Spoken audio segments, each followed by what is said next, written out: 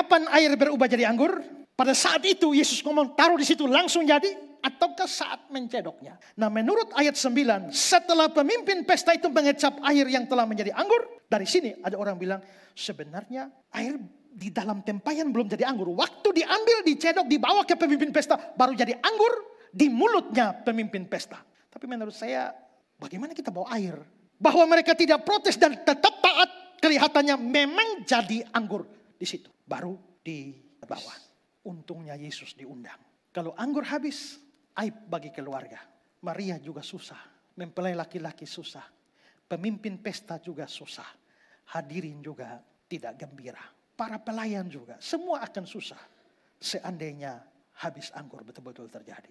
Untung ada Yesus. Karena Yesus hadir di situ, masalah teratasi. Maria sukacita. Pemimpin pesta sukacita. Pengantin laki perempuan sukacita. Pelayan sukacita. Semua tamu sukacita. Di mana ada Yesus hadir, ada sukacita. Saya tutup dengan kata-kata Barclay. Yohanes ingin agar kita mengetahui bahwa apabila Yesus datang dalam hidup seseorang, di situ datang juga suatu kualitas baru, seperti berubahnya air jadi anggur. Tanpa Yesus, hidup hanyalah kosong, hambar dan tak bermakna. Kalau Yesus masuk ke dalamnya, hidup itu menjadi hidup, gairah dan menyenangkan. Tanpa Yesus, hidup itu membosankan dan tak menarik. Dengan Yesus, hidup bergerak, bergetar, dan penuh kegirangan. Hidup ini banyak masalah. Seperti masalah keluarga Kana. Tapi asal Yesus hadir di dalamnya, sukacita, kegairahan, damai sejahtera bisa ada di akhir dari seluruh kesulitan yang ada. Di dalam Yesus ada kegirangan besar. Ya, shalom Bapak Ibu Saudara-saudara, saat ini saya ada di sebuah desa di Kabupaten Kupang. Itu jaraknya kira-kira 4 jam perjalanan dengan mobil dari kota Kupang. Dan desa ini namanya Desa Bioba. Dan Bapak Ibu, selama beberapa tahun ini saya bersama dengan GKIN Revival Kupang maupun juga Yayasan Karya Bakti Esrasoro menaruh perhatian untuk pelayanan di desa ini. Dan di sini kami membangun sebuah sekolah ya untuk anak-anak SD, sekolah berasrama, dan juga mau membangun sebuah gedung tempat ibadah untuk orang-orang Kristen di tempat ini. Dan saudara, kalau saudara melihat di belakang ini adalah gedung sekolah yang kami sudah selesai membangun dengan 6 ruangan.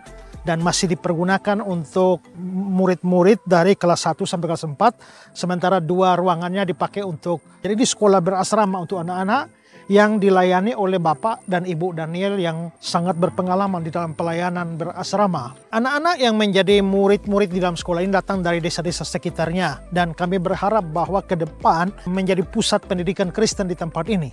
Sementara itu juga saudara, kami mau berencana membangun satu gedung kebaktian karena jemaat di sini belum mempunyai tempat kebaktian. Kalau saudara lihat, ini sudah ada tiang-tiang yang berdiri, dan kalau saudara lihat tenda biru di sana, itu kami masih beribadah atau masih berbakti setiap hari Minggu di bawah tenda ini, dan menjadi problem besar kalau hujan turun ya.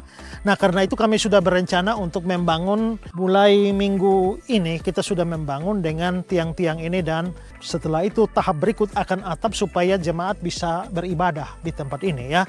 Nah, ini kami dari Kupang bersama-sama dengan jemaat di tempat ini, dan pembangunan segera kami percepat karena dalam cuaca hujan semacam ini kasihan kalau jemaat berbakti lalu harus kehujanan. Nah, karena itulah saudara-saudara, saya Pendeta Esrasoro, saya meminta dukungan saudara-saudara semua, dukungan doa, dan kalau Tuhan menggerakkan saudara untuk ambil bagian di dalam pembangunan gedung kebaktian ini, saudara bisa menyalurkan dana bantuan saudara untuk pelayanan atau pembangunan gereja gedung kebaktian di Desa Bioba ini. Di layar saudara ini ada nomor rekening dari Yayasan Karya Bakti Esrasoro. Silakan saudara berdonasi di sana dan memberikan catatan untuk pembangunan gedung ibadah di Desa Bioba, Kabupaten Kupang ya. Karena itu, mari saya sekali lagi memberikan kesempatan buat kita punya banyak hal untuk kita dukung dalam pelayanan. Tetapi kalau Tuhan memang menggerakkan saudara, mari ambil bagian bersama-sama dengan saya GKIN Revival Kupang, dan Yayasan Karya Bakti Isra Soro. Biarlah jemaat Tuhan di sini boleh mendapatkan tempat yang baik untuk beribadah dan melayani. Tuhan memberkati saudara sekalian.